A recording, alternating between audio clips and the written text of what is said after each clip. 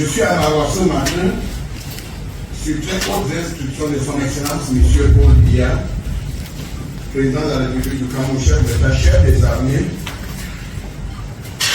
pour faire une évaluation de la situation sécuritaire de la région et pour faire une évaluation approfondie du processus électoral. Comme nous le savons tous, le scrutin présidentiel se tiendra le 12 octobre 2025. Et pour cela, le chef d'État, son Excellence Paul Biya, a donné des instructions fermes pour un scrutin présidentiel bien organisé, crédible, transparent, apaisé et dans un environnement sécurisé. Il faudrait le rappeler, l'élection du Cameroun est l'organe indépendant chargé de l'organisation matérielle du scrutin présidentiel. L'administration, à travers le gouverneur, le préfet, le sous-préfet et les FMO, sont là pour s'assurer du bon déroulement du scrutin présidentiel.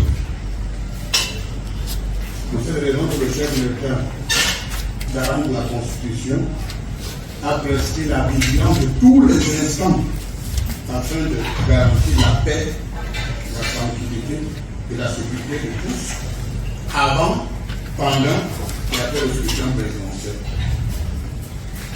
Les acteurs politiques qui prennent part à cette élection présidentielle, surtout les candidats et leurs sympathisants, doivent faire preuve de maturité politique. Le chef d'État, son Excellence Paul Biya, l'a rappelé lors de son discours du 31 décembre 2024. Il a demandé aux acteurs politiques de faire preuve de maturité pendant cette échéance électorale, la même des élections, qui est un moment très important dans la vie de la nation.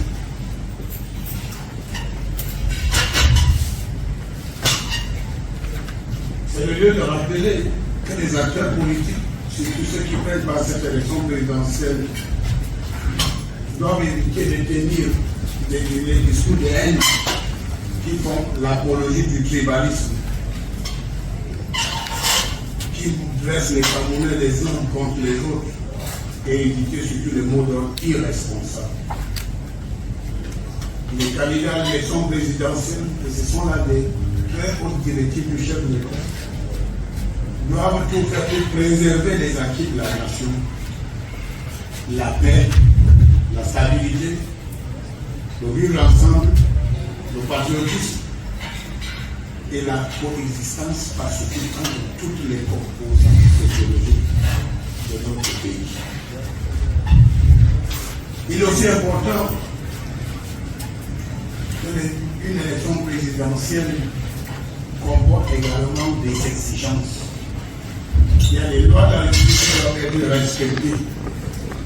C'est pour cette raison que le ministre de l'Administration territoriale, en sa qualité d'agent du gouvernement dans le processus, remettra à tous les acteurs politiques, aux candidats et aux observateurs deux documents importants: le guide d'observateur et le cadre juridique. À travers ces deux documents, on peut facilement lire les lois qui régulent, qui gouvernent le processus électoral. C'est pour cette raison qu'il est important à tous les acteurs de respecter scrupuleusement les lois de la République. Une élection, c'est comme un match de football. Vous savez qu'il y a un arbitre.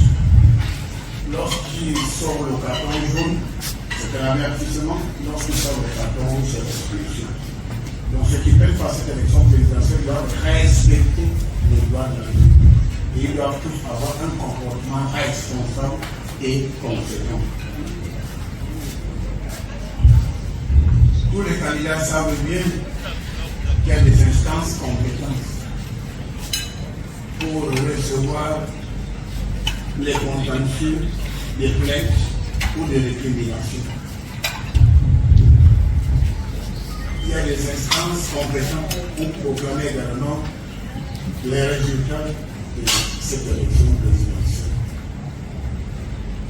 Les candidats ne sont pas obligés d'être d'accord avec l'État ou avec l'administration, mais ce que nous leur demandons, c'est d'utiliser les voies de recours qui sont connus, légales, afin de présenter leur doléance. Ils attendent sérieusement, n'est-ce pas, les délibérations des instances compétentes. Nous voulons mettre en garde les candidats qui seront tentés de manipuler les résultats.